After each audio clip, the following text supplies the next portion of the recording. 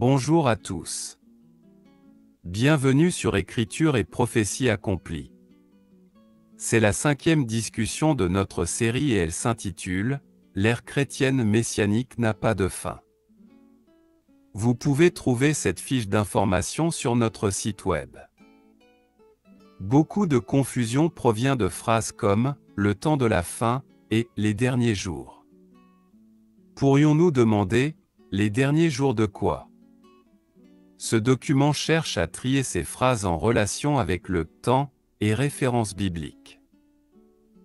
D'une manière générale, les auteurs du Nouveau Testament avaient la conception de deux âges, l'âge mosaïque et l'âge messianique, également appelés l'Ancienne Alliance et la Nouvelle Alliance.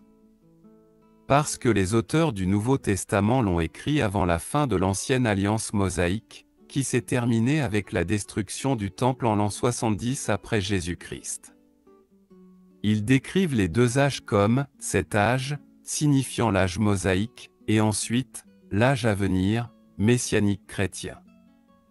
Dans cet article, nous vous donnons ces affirmations par les Écritures de la Bible. Le point numéro 1 déclare « l'ère chrétienne n'a pas de fin ».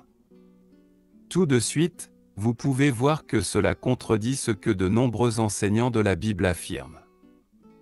Et pourtant, il y a une abondance d'écritures concernant ce fait, comme vous pouvez le voir. Point 2 souligne que si l'ère chrétienne n'a pas de fin, alors, quand le Nouveau Testament se réfère au « temps de la fin » ou à la « fin de l'ère » ou au « dernier jour ».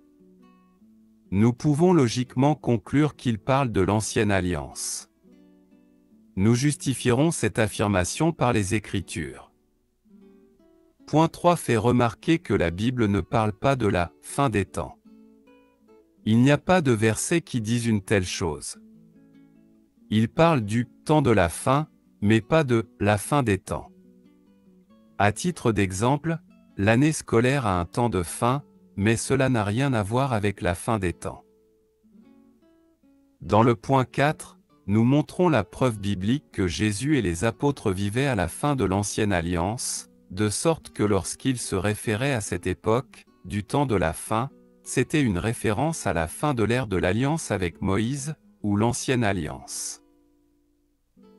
Les numéros 5, 6 et 7 se rapportent à un malentendu commun, tel que la Nouvelle Alliance a commencé à la croix. Certes, la Nouvelle Alliance a été initiée à cette époque, mais il restait encore environ 40 ans, une génération, dans le calcul juif hébraïque, pour terminer l'Ancien Ordre et arriver à l'accomplissement complet du Nouveau. Nous devons considérer que l'Ancienne et la Nouvelle Alliance ont coexisté.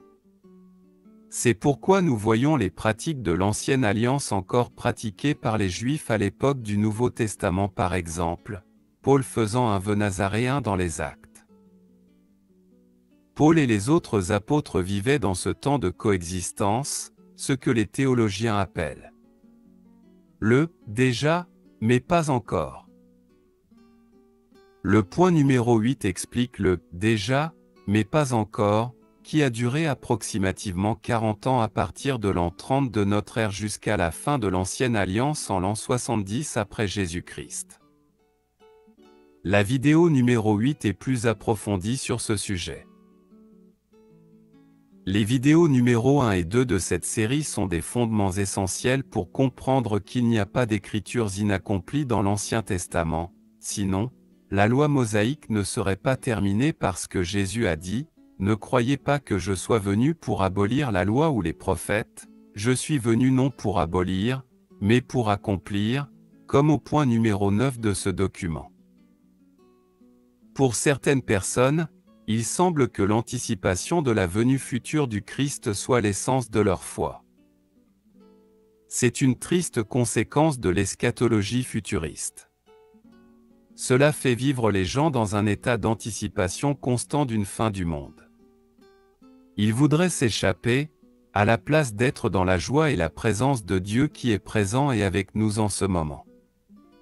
À la place de cela, ils anticipent quelque chose qui arrivera matériellement dans leur futur proche que la Bible n'enseigne pas. Cela leur donne le cœur brisé, malade.